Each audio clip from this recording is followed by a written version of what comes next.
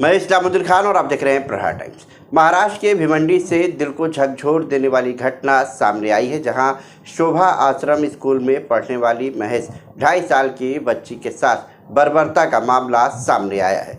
बदन पर कई जगहों पर जलने के निशान हैं। भिवंडी शहर के नदी नाका के पास रहने वाली बच्ची की दादी यास्मीन शेख ने बताया कि पोती को 23 मई 2024 को शोभा आश्रम में पढ़ाई के लिए डाला था। बेटे के जन्मदिन के मौके पर जब बच्ची से मिलने पहुंची तो मिलने नहीं दिया गया।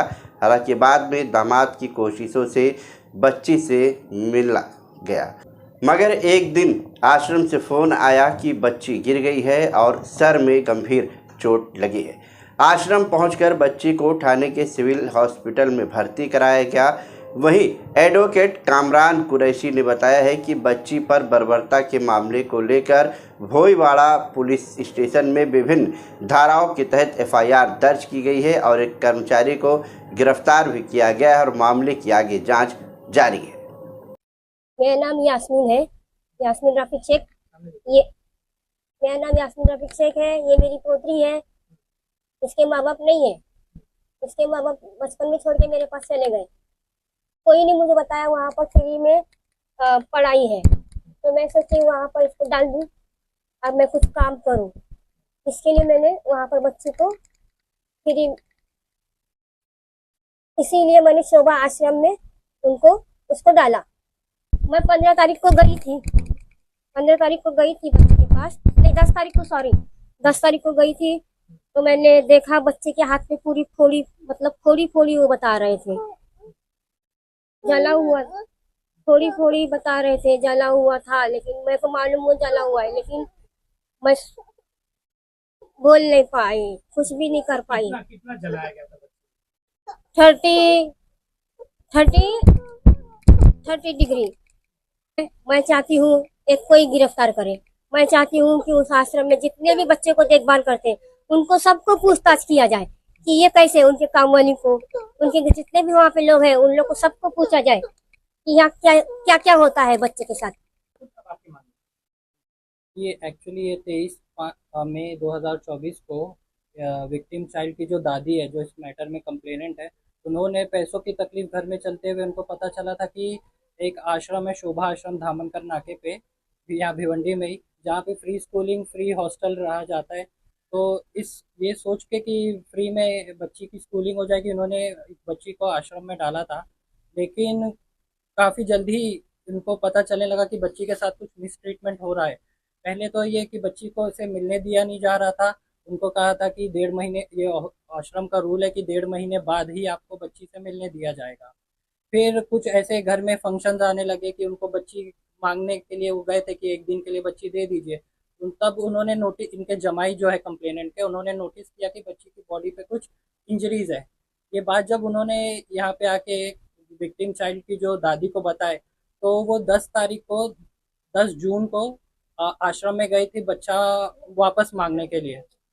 10 जुलाई को गए थे बच्चा मांगने के लिए।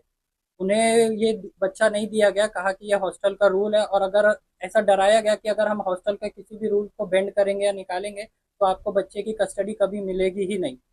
और फिर काफ़ी आर्ग्यूमेंट होने के बाद 5 दिन बाद 15 जुलाई को आश्रम वालों ने बच्चा वापस से इनको दे दिया।